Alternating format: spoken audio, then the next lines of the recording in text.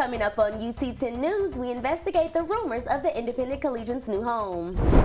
And we'll also follow how UT students are fighting hunger. Plus, Andrew Kirsten takes us to Mercy Field, where the Rockets baseball team took on the Northern Illinois Huskies. Your news in 10 minutes starts now. Thanks for joining us. I'm Malia Coates. And I'm Madison Humphrey. Discussions are underway about giving Rocket Hall space used by the media communication area of the department to the Independent Collegiate. This move could negatively impact media courses, including UT10 News. I spoke with several sources on campus to investigate the university's plan for the possible loss of the space.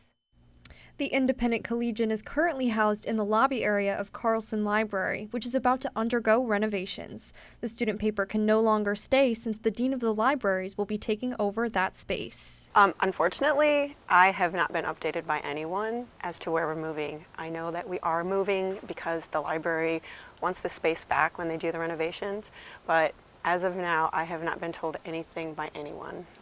According to our sources, which include administrators, faculty, and staff at the university, the space reallocation discussions began in December. The talks were prompted as part of the university's 10-year master plan. The discussions originally focused on room 1917 in Rocket Hall, which currently houses band uniforms. On March 3rd, the Friday before spring break in late afternoon, Associate Dean of the College of Arts and Letters, Communication Department Chair, and Campus Planning and Design Director met at Rocket Hall to look at room 1917 and additional rooms. The adjacent space includes 4 offices in use by media staff and faculty. The Department of Communication is currently housed in Sullivan and Rocket Halls. Chair Jeff Wilkinson says the extra offices were shown based on a possible trade to move all communication faculty to Rocket Hall. However, this move would divide the media faculty and staff into 2 different areas of Rocket Hall. There are offices there that some of the faculty work in that we need assistance, like students need assistance from, and if they're not here, where our classes are, then it kind of becomes an issue just when we need their help. I think it's really annoying just because, this is our space for broadcasting majors, for comm majors. Planning and Design Director Dan Klett responded to my questions in an email. He said any reallocation of space would include the approval of the departments involved and the provost. Over 300 students came together to make 1,000 pizzas in the student union. Campus Heat, or hunger elimination amongst Toledoans, was hosted by the Catholic Student Association on Thursday. Over 30 organizations got saucy at this year's event. The 90-year-old tradition benefits local food pantries and homeless shelters and has gotten bigger every year. The pizzas were delivered Friday morning and has given a slice of hope to those in need. Last Saturday, the National Association of Young People Who Stutter held an interactive conference in Levis Commons. The one-day conference known as Friends is a wonderful opportunity for families to come together and learn about stuttering while meeting other people who are dealing with similar struggles. Our purpose is to offer support and education for children and teens who stutter, their families, and the professionals who help them. For more information on the National Association of Young People Who Stutter, go to ut10news.com. With all the new additions to Carlson Library, one major aspect of the library is commonly overlooked.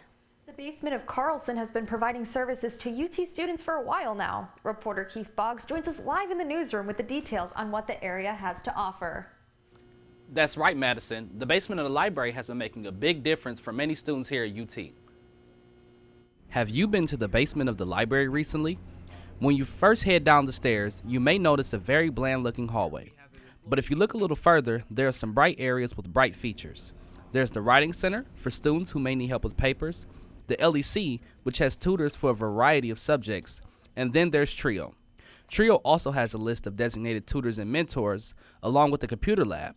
But most important, Trio provides a family-friendly space for students to interact. We help out with students going through with personal things in their dorm or with their friends, or just things socially. Whatever it is that goes on between the mentor and the mentee is solely between them. The area also provides advising services for students seeking professional help. Reporting live from the newsroom, I'm Keith Boggs for UT10 News. The University of Toledo's Launchpad Incubation Center hosted its first annual Erie Hack this past weekend. The hackathon kicked off Friday and ran through Sunday. Attendees were tasked with finding solutions to Lake Erie's biggest challenges, including pollution and water quality. Projects range from drone plans and game-like data apps. The government isn't going to be able to solve all these things, particularly as we're seeing these changes on the federal level and the funding. And so it's really about activating the brain power, the creativity. The winning teams could win a share of $100,000 in prizes. UT's football team traded in their cleats for wheels last Sunday. The Rockets battled players from the Toledo Crash, an integrated wheelchair football team designed to raise awareness and build community. The organization was established in 2003 by the Ability Center of Greater Toledo and has been playing UT athletes since 2006. UT's quarterback Logan Woodside and wide receiver Cody Thompson showed that their chemistry isn't just on the field. I did it earlier this year, but this is actually my first time playing in it. So, it's always been something I've wanted to do and finally got to get out here and do it, and it's been a blast. The Rockets won the game 98-84. From house parties to headlining, 5 UT marching band members are reaching for the stars. Cream Militia formed in March of 2015. The alternative rock band has played over 20 concerts right here in Toledo, and they've seen the crowds grow with each show. Band members say their main goal is to put on a good show for the audience. Connecting with the fans, getting to play music that other people like and appreciate. That's just a really good feeling. You can check out Cream Militia at Traffic Jam UT on April 21st at Carter Field. Tickets are only $6 for UT students.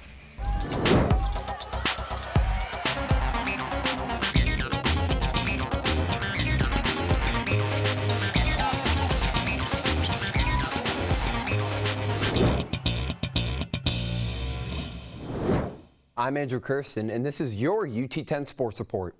Toledo baseball was in town this weekend to open up MAC play. And after spending the first 20 games down south, it was back to the cold air in Toledo.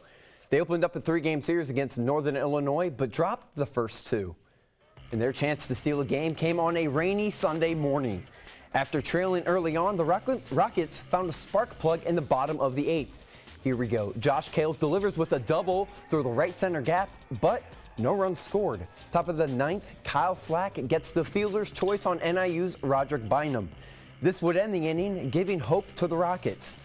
However, the Huskies and George Fowl shut the door and complete the series sweep. Toledo falls 9-3 and 5-18 on the year. And the Rockets will travel to Ann Arbor tonight to take on the Wolverines.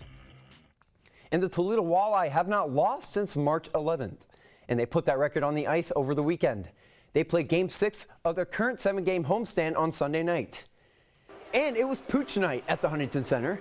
Fans brought in their furry friends to see the Walleye take on the Norfolk Admirals.